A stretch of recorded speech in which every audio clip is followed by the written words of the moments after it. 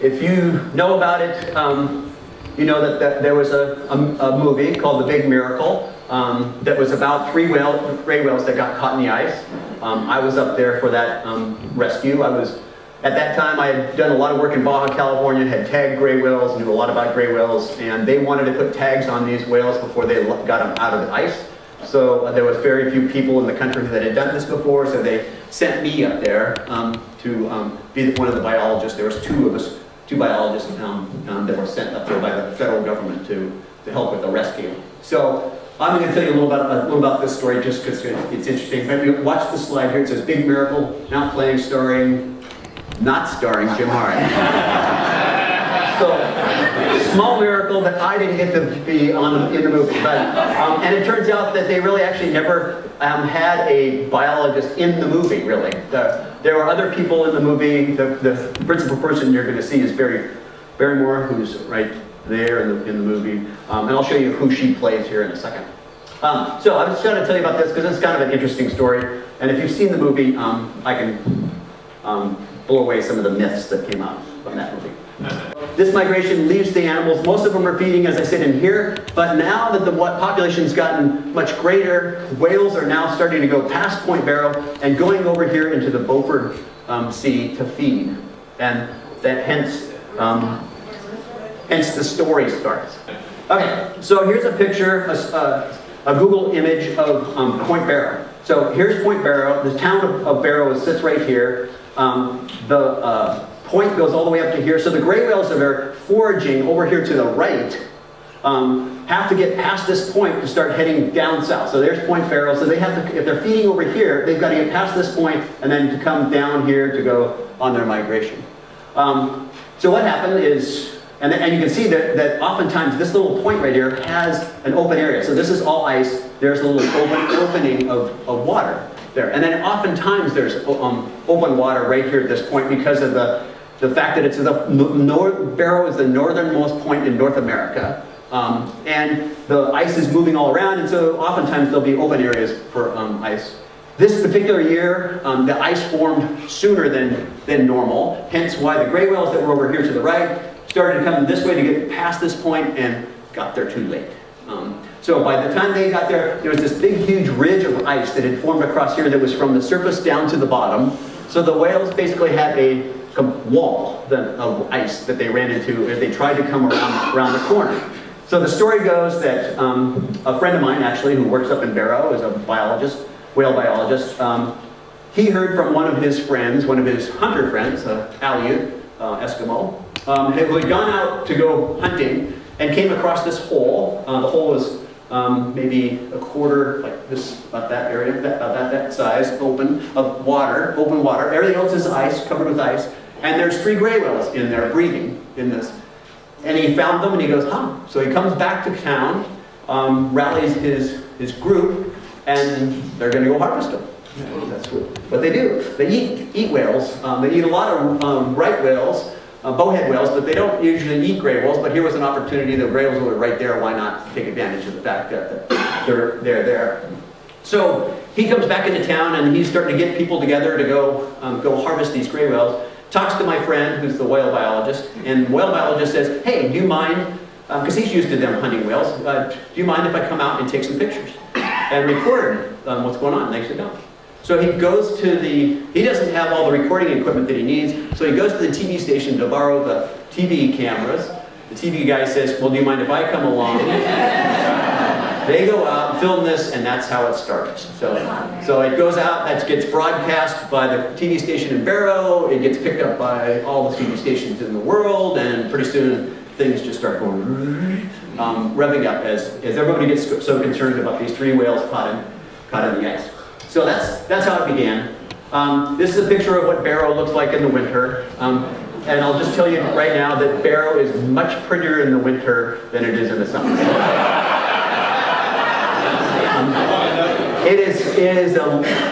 like as I said, it's really far north, and people don't get rid of their garbage very well, or get rid of all these things. So it's great when the snow covers all that over and you can't see it. But during the summer, it's not a beautiful place. There's not a tree to be seen anywhere. Very flat. You can see out here is the ice, end of the ice right here, and this is actually a picture where it's pretty well open. And so what happens is these guys have whaling teams that go out to the ice here and watch for whales. And as the right whales go through here, the bowhead whales, they'll put a crew in the water, go harvest those animals. And it's very well regulated by the U.S. government.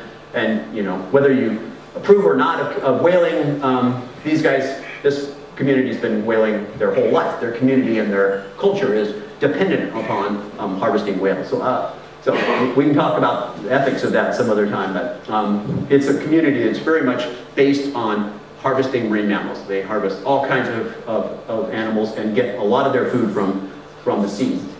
So when I arrived, I'll just tell you, it's spun up. So for the first week or two, the news media is getting a hold of this thing. Everybody's getting all excited about it.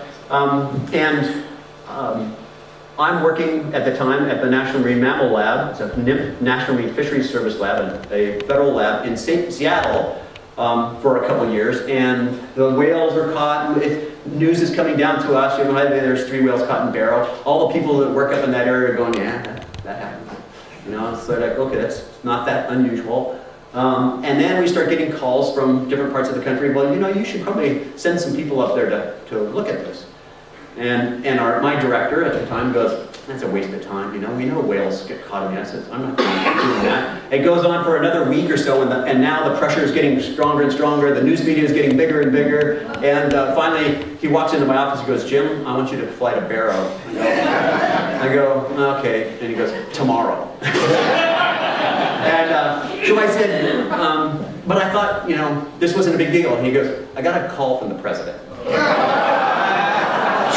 So I got up really high, and they finally convinced my boss that we needed to do something. So me and another scientist that studies whales in the Arctic, luckily, because I hadn't done that much work certainly in Barrow, got on a plane and flew into Barrow about 2 weeks after the event had started. So by then, there's tons of news media in the area, and we got put, because there's no places, all the hotels were all taken up by the news media and everything else, there was no places for us to stay. So they placed us at the Narl station. This is the naval, is our early warning system for Alaska looking across to Russia. And of course, our famous person who says you can see Alaska, you can see Russia from Alaska. It's pretty close, but it's not that close. You can't see Russia from there. But it is one of the earliest places. So the idea was if Russia was going to send missiles to the U.S. after us, the first time that they would be recognized would be by this station. So I stayed out at this station. The problem with this station is that it's about 5 to 7 miles from town, downtown. And so, and this is again a little side story. So the first couple days we get there, we recognize that we're getting taken from here, flown on a helicopter, out to where the whales are every day, dropped off. We stay out there all day long, then we're brought back by a helicopter back to the station. When we get up, we're before the meals are served. By the time we get back, they're done serving meals. And we're 5 to 7 miles from town and no car. So after a couple days, we're going, we're never eating. We're gonna die. So the best story my most fondest memory of this whole event was, so we finally figured out looked in the yellow pages, and there was a Mexican restaurant that would come pick you up. So we called the restaurant and said, can you come get us? And they said, where are you? We told them. They go, okay. And so the first day that arrives, it's a black limo. In Barrow, Alaska, black limo pulls up, and we go, okay, we jump in. They took us to the restaurant. We had a great meal, came back, and so for 2.5 weeks, we had Mexican food every single day.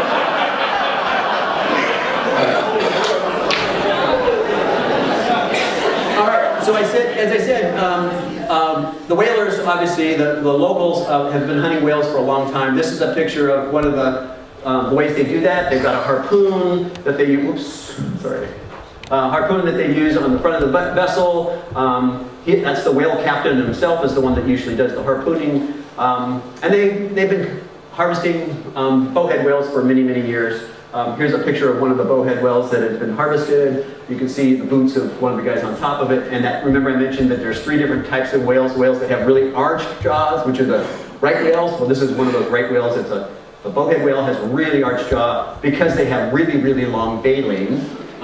Their baleen is up to about 15 feet long, and the reason why that is that they need a huge surface area to filter their food because they feed on copepods that are about that big. So they need to catch lots of copepods, hence the sieve that they're using is much, much bigger. Anyway, interesting people, very well attuned to their world. They're obviously existing at least in North America, at the very edge of the place and in very rugged conditions. So they're very good people as far as making do with what they have and are trying to, and of course the populations of right whales, in this case bowhead whales that they're harvesting, their populations went way down and became really dangerously low, not because of the natives, but because white man came and started harvesting them in really big ways. So the natives were doing everything right in their own little communities. It was really our messing around with the system that really made it bad. So I feel bad for them, but we're still, the Americans, national government is still allowing them to take right whales or bowhead whales, just in very few numbers. So you can just see what kind of stuff they're in when they're harvesting. Amazing, amazing people. Okay, so I arrive 2 weeks into this. First time they get me on a helicopter, they fly me out to the gray whales. I come walking up to the hole, and this is what I saw. So here's one of the gray whales in the ice hole. You can see the ice in the back. At the time I arrived, winter was just starting to become getting into full flurry. So the ice was adding about 1 inch per day at that time. So it's really starting to thicken as and of course the whales have missed their opportunity to get around. So now things are dire for them. So another little side story, not told in the movie. So you'll know that the picture of the movie indicates there were 3 gray whales. By the time I got there were 2 gray whales. And the reason why is a fellow, which I won't disparage the conservation group that is sort of a radical group, but they sent a person up there to help with the rescue event. And I'll get to this story about how they did this. But basically this person put a microphone with some sound in the water, scared one of the animals, and the animal swam away. And because the only breathing hole was right there, we never saw it again. So the funny part about that, which I guess if there is a funny part, is that I was getting on the plane. As I was getting off the plane in Barrow, there were 2 marshals with this guy in between them being put on the plane, fly away. So they got him out of town right away because he messed up. So it taught me a lesson though. It's my first little seconds in Barrow, I go, oh, I gotta watch out what I do. There's a lot of people watching, like a lot of people, meaning the entire world practically. So here's what the gray whales look like. They did look in great shape. They normally make the migration the entire way without feeding. So theoretically, they've got about a month-long migration that they're not going to eat. So at this stage, they've got enough reserves to last for a while because they've got food that they've been feeding on for the last 5 or 6 months. But they're not used to being in ice and really cold water for like this long. And so they were starting to look a little bit ratty. There was cracks in the skin already, and the first interview, and I can't remember if the next slide is one. Yeah. So the first interview I did, so we had been told as we were arriving, they said, everybody's all anxious because the biologists are here. So I'm thinking, okay, I'm going to go, and I've done many press conferences before, so I'm used to talking to the press. And they go, okay, well, we're going to have you talk to the press this afternoon after you've come back from looking at the whales. And I go, sure. So we get back off the helicopter, we go back, we take off all of our gear that we use for standing on the ice, and he goes, okay, your press conference is on, and they usher us into this room. The room is about the size of this room, and basically almost exactly the same number of people in here, you were the press. So there was about 100 press sitting there. I've never gone to a microphone stand, and you've seen this sometimes when there's an event with all these mics that are taped together, that's what it looked like. There was this mass of tape microphones sitting in front of me, and then just a sea of cameras. I'm going, holy cow, this is totally different than I'm used to. Anyway, very huge press conference. One of the reasons why it was like that is it was during the elections were going on, so the primaries were going on. So a lot of the press were taken off the primary campaign and flown to Barrow without going back home. So a lot of them, you could tell the press people because they were all in brand spanking new pockets. Everybody that had brand new stuff on with press, you knew it all the time because they had come off the press. And so it was just weird to be surrounded by that many press and that much expectation of what was going to go on. So we had our first, encounter with the press, and their questions were like, what did the whales look like? How's their health? They said, well, not so great, a variety of things like that. So that started what they ended up calling Operation Breakthrough.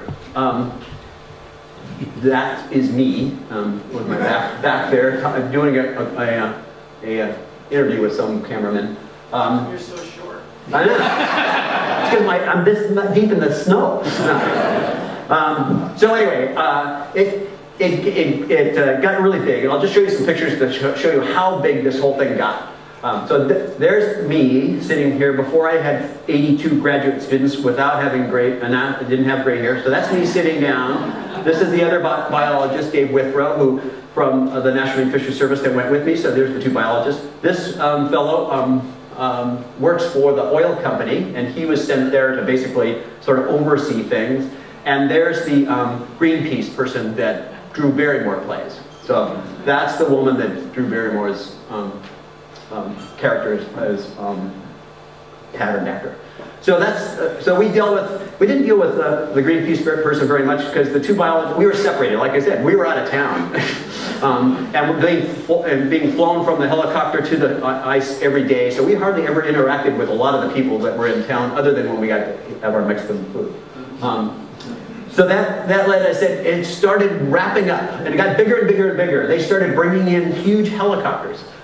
One of the ideas was this helicopter is designed to carry huge amounts of load. And the idea here was, so again, I think I'm going to show you a picture in a second here, but the whales are caught in the ice, like say at this, where this pointer is. That's Point Barrow. And then the ice had come like this and basically stopped about right here. So they needed to get the whales from this hole in the ice here across the ice field and then break through this huge mass of ice to get them to the other side, which was open. So that was the challenge, was to get them about 1.5 miles, 2 miles from the ice hole to the ridge of ice, and then break through that ridge of ice to get them through. So one of the ways they thought to do this was to punch holes in the ice with this helicopter and a huge weight. So they had this huge weight, and the idea was to fly the helicopter along, drop like this, the lead weight would hit the ice, break a hole in it, and then just keep going like this and punching holes, and the whales would travel along. So that didn't work. They brought in tons of supply. So here's C-140s and others are flying into Barrow. All kinds of equipment's arriving. It's just like it was amazing. I've never seen anything like this. And especially have so much power, because I would say, well, I need whatever, and the next day I'd have it, whatever it was. So lots of things were happening. They were bringing all kinds of people in. If you can't read this, I'll read this to you. She's saying, I feel so trapped. I'm uneducated, poverty-stricken, pregnant, and married to a drunken bum. And he's going, call Reagan, tell him you're a gray whale. And that's what it felt like. There was tons of money being spent on this thing. The estimate was anywhere between $2 and $4 million was spent on the rescue of these gray whales. So we could talk to about the ethics of that.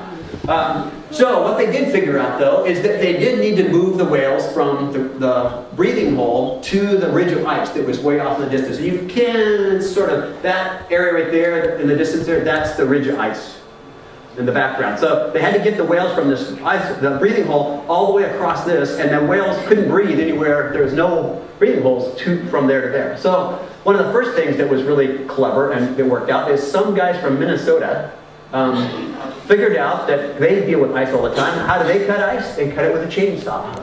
Do these guys have chainsaws? No, because there's not a dang tree anywhere around. So these guys had no idea what a chainsaw really was, to some extent. But the Minnesotans said, you guys need chainsaws to cut the ice. So they sent something like 20 or 30 chainsaws up to Barrow, Alaska. And very rapidly, the natives figured out, these are mostly all the native Alaskans, figured out that that chainsaws worked. They could cut a hole like this. So here's the depiction of how this works. So basically, they cut, well, two guys would get on chainsaws, one on one corner, one on the other, and they'd cut this rectangular shaped piece of ice.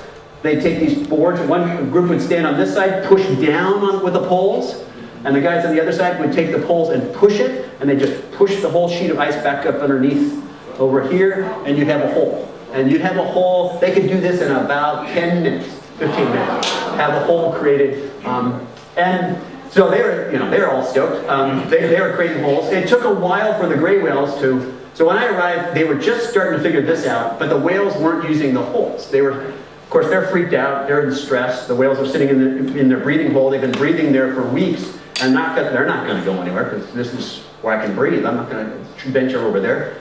Freddie, who swam off, never lived, so we're not doing what Freddie did.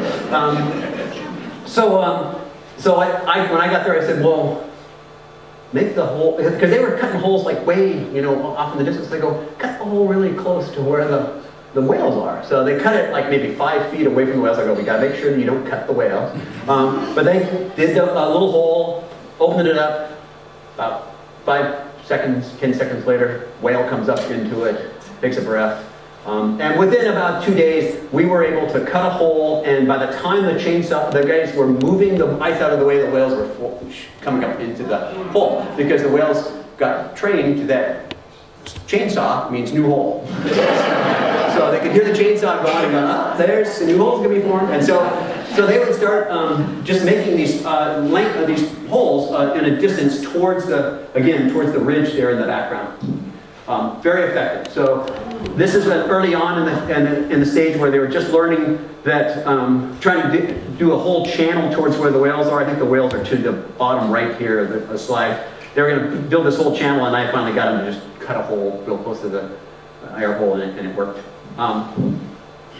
So anyway, that's what it looks like from the air out there. Nothing else, just all ice around you except for the little holes they were creating. So here's a good picture to depict you what's going on. So here's a nice hole. You can see a whale that just surfaced in here. One broke through there. There's a whale breathing in that hole, and they're cutting another hole down there. So you can see that you're just making a trail of holes. The whales have learned to do it, and as the trail got longer and longer and longer, the whales would just sit there and go back and forth along this path. So they go doop, doop, doop, using the breath holes, then they come back down, and then as a new hole went, they'll jump to that next hole, and so they just kept moving back and forth.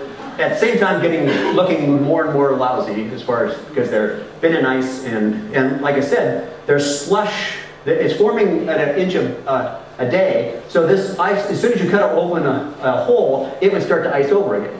And so I forget who. Again, this is somebody down here in the lower 48 knew enough about this and sent them these machines that basically just stir the water. And so I don't see if you can. I don't know that I have a picture of it, but every once in a while you'll see a generator with a little thing in the water, and it's just stirring the water to keep it from freezing over, basically, very rapidly. Okay, so as I said, it went on for a long time. There's me again. On the right-hand side, there's Dave standing next to me. Gray whale. Oh, here's one of those little machines. So there's the little guy that's making the current, churning the water around. Here's those two whales that are left over. The third whale is now gone. If you watch the movie again, you'll notice that throughout the whole movie there's 3 whales, which wasn't the case. They lost the first whale really quickly because of some mistakes. And then you can, that's a Native American or a Alaskan Aleut standing there. These guys obviously new parka, new shoes, camera. That's obviously press. You can tell them very easily. And these guys, the natives, amazing people. I mean, we're talking about obviously very, very cold water. And they could sit there and put their hand in there and work in the water for minutes without any gloves or anything else. If I took my hand and put it in the water, I'd have it out in seconds. It just, absolutely no way I could survive. So they are physiologically and physically very different. They're wired differently than us and are capable of obviously taking care of themselves. Here's one of those press conferences I was telling you about. Big, huge numbers. Very spooky for Jim. And then a couple of nights I spent out on the ice with them. So the Alaskan natives brought a hut out there, and some of them would stay out there all night long. The little story about that is, so here's the hut. It's got a little propane thing that's keeping the hut warm. Here is a slab of muktuk. So muktuk is skin and blubber of right whale, or bowhead whale. So it's about this thick. You don't need a refrigerator when you're in this kind of condition. You just leave it outside. And it stays frozen. And then you cut off, they go outside, go down to this little piece, cut off a piece of thing, bring it back into the hut. And I still remember the first day is they cut off a piece of about this big, and they're handing it out, and they look over at the white guy, that was me, and they go, and I go, all right, I'm in a hut with a bunch of Native Eskimos, I gotta be like them, I can't be some wussy white guy. So I pop it in my mouth and start chewing on it, and it's not that bad, first of all. But it's very chewy. You just sit there and chew and chew. And I probably chewed on it for about 2 hours. And what happens is you chew on it, the oil comes out, and that's what they're going for, is the oil, because the oil is what gives them energy. And I don't know if I guess I did swallow it at some point. I finally got it enough so that I could swallow it, but interesting. It was really a cool experience all around. So here's the picture sort of depicting we're getting close to the end of this whole thing.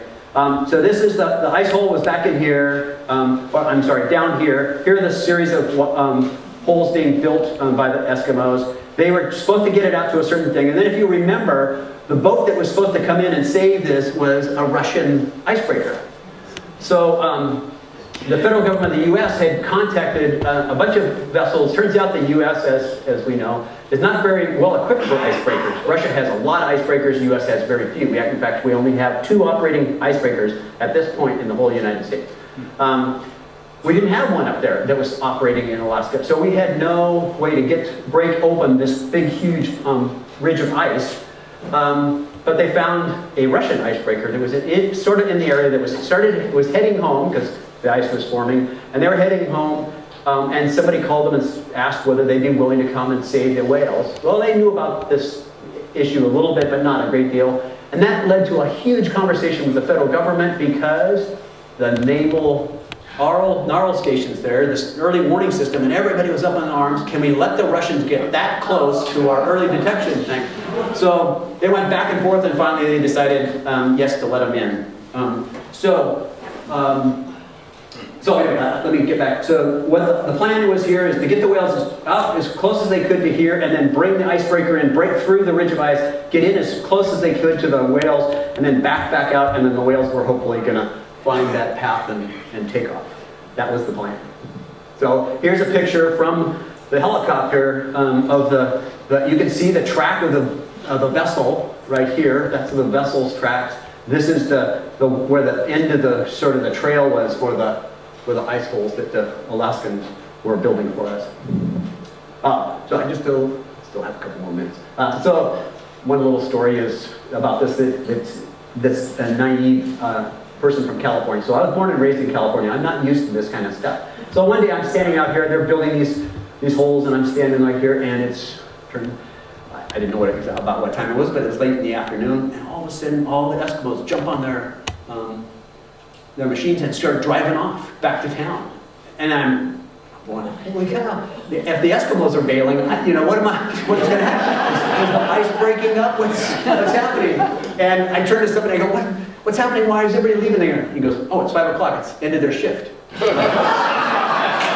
And it turns out they were paying them, the Eskimos, to do the holes. So I didn't know that, but I learned it fast when they all bailed on me at 5 o'clock. So there's the icebreaker. There's the Russian icebreaker. Came in. There's a lot of stories about the icebreaker that are kind of funny stories, but basically these guys really just wanted to get home. made a decision to help out, broke through the ice ridge, came, pulled in to really close to where the whales were, and then backed back out. And there's again another picture of the icebreakers. It's backing backwards through the system.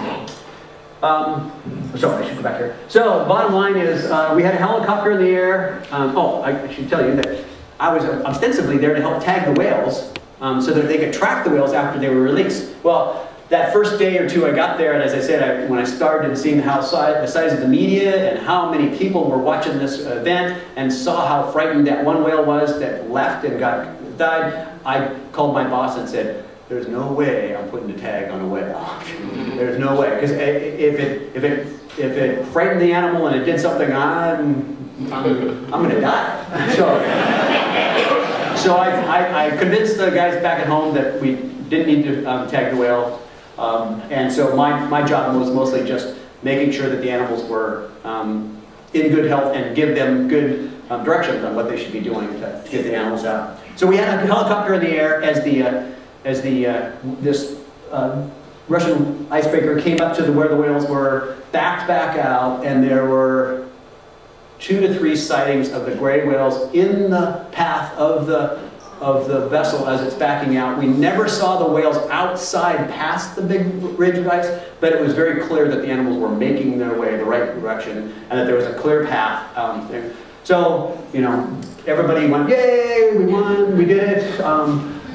So there was lots of stuff that came out of this. This was one of the best ones, I thought. They've been unbearable ever since they've been on TV. But yeah, it became a really big event. Obviously, they were really happy about it. So they produced these things. We saved the whales, even though we're not sure that we saved the whales. It's pretty likely that they did make it. And it was kind of cool that they had both the U.S. and the Russian flag on the thing. And I think that's the end of the story.